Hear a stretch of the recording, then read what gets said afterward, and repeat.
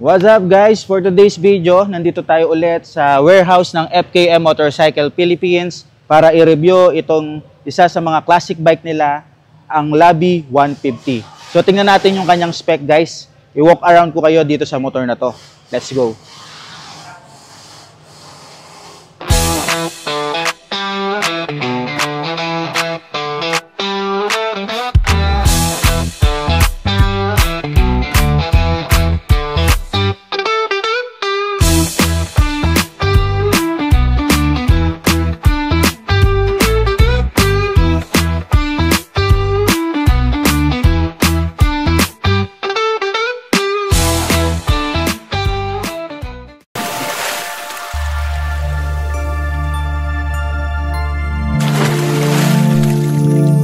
Sa ilalim ng seat, makikita ang 150cc 4-stroke single overhead cam engine ng Labi 150 na air-cooled.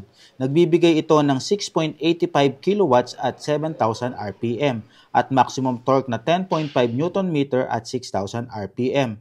Swak na swak ito para sa araw-araw na biyahe. Ang Labi 150 ay may automatic clutch at CVT belt-driven transmission, kaya sobrang daling gamitin kahit na baguhan ka. Dagdag pa, EFI or Electronic Fuel Injection na rin ang fuel system nito. Kaya hindi lang makakatipid sa gasolina, magiging mas environment friendly pa ang biyahe mo. May fuel capacity ito na 6.2 liters kaya hindi ka basta-basta magpapagas sa mga gas stations. At para naman sa smooth ride, ang Labi 150 ay may hydraulic spring type suspension sa harap at likod. Ang gulong sa harap ay 110/70/12 habang ang likod ay 120/70/12. Hindi lang ito nagbibigay ng solidong grip sa kalsada, pati na rin ang disc brake with CBS sa harap at likod. Kaya paniguradong ligtas at may control ka sa pagpreno. Pagdating sa sukat, ang overall dimension nito ay 190 cm ang haba, 70.5 cm ang lapad at 113.5 cm ang taas. Ang wheelbase ay nasa 143 cm habang ang seat height nito ay may 81 cm. Kaya kahit matangkad o medyo maliit ka, komportable pa rin itong sakyan. May ground clearance ito na 15.5 cm kaya hindi ka basta-basta tatama sa mga humps o lubak. At dahil 108 kg ang curb weight nito, napakaganda nito ng handling nito at perfect sa siksikan sa kalsada. Sa presyong 86,900 pesos, ang FKM Labi 150 ay isang sulit na scooter kung naghahanap ka ng classic na itsura, modernong features at matipid sa performance. Para sa mga gustong mag-stand out sa daan nang hindi sinasakripisyo ang comfort at safety, ito ang perfect para sa iyo. So yun guys, itong Labi 150, ang kanyang headlight ay naka-bulb type. Yan yung kanyang high and low beam. Tapos kung makikita nyo dito sa harap, may logo ng FKM. Meron siyang emblem dito ng FKM. Tapos yung kanyang turning signal light guys, ito, naka-LED na rin, left and right. Tapos meron siyang design dito na chrome, no? So bagay na bagay sa pagka-classic nitong bike na to. So ayan, ito yung kanyang yung tapalodo niya, no? Ang laki, ang lapad. Tapos yung kanyang seat guys, naka-leather na rin, ang kapal, no? Ang lambot, ang lapad. So komportable ka dito pagka ikaw ay umupo. And then tingnan natin yung kanyang compartment kung gaano kalaki. So may laman lang siya guys. So makikita nyo guys, ayan, ang laki yung compartment niya. I think kasya dito yung half face helmet. Ayan, so ito yung gamit niya dito. Tapos dito sa side guys, ayan, no, makikita nyo pa rin yung kanyang design dito na mga chrome, no. And then dito, meron din tayong emblem dito na Labi 150cc. Sa likod, naka-LED na rin yung kanyang brake light.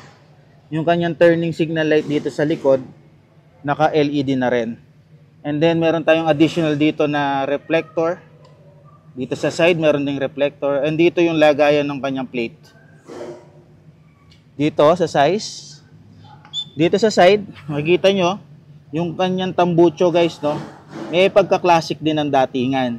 Yung kanyang heat guard, naka-chrome din. Yan, bagay na bagay. Talagang ternong-terno dito sa pagka-classic ng bike na to. So, punta naman tayo dito sa kanyang harapan na panel. Ito ay combination ng analog and digital.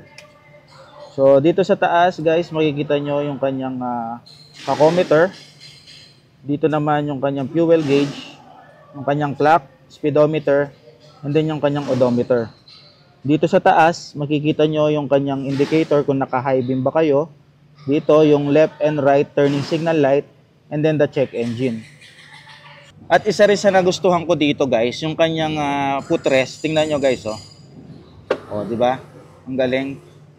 Alloy yata ito, guys. Ang ganda nung footrest niya. Ayan, oh. Stick, di ba?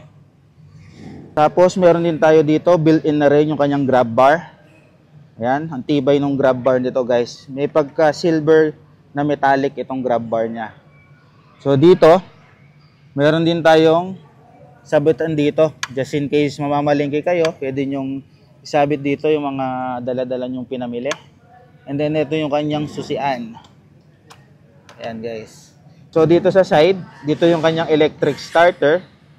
Yung kanyang switch sa headlight, pwede nyong i-off. Pwede nyong i-daytime running light at saka yung open ng kanyang mismong headlight. Dito sa left, guys, meron tayong button ng high beam and low beam.